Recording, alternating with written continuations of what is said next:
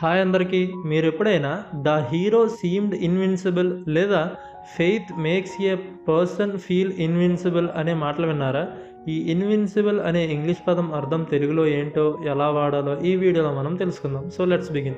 దీనికి డెఫినేషన్ చూస్తే that which cannot be conquered అని, అంటే అజేయమైన లేదా ఓడించలేని అని.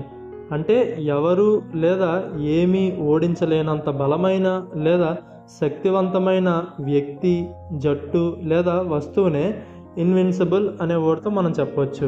అంటే దీనినే అజేయుడు అని చెప్పొచ్చు, లేదంటే ఓడించలేని అనే వర్డ్తో కూడా చెప్పొచ్చు. దీనికి మనం ఎగ్జాంపుల్ చూసుకుంటే the army seemed invincible during the war, అంటే యుద్ధంలో ఆ సైన్యం అజేయంగా కనిపించింది అని అర్థం. వీడియో నచ్చితే లైక్ చేయండి. మరిన్ని వీడియోస్ కోసం ఛానల్ అయితే సబ్స్క్రైబ్ చేసుకోండి. Thanks for watching.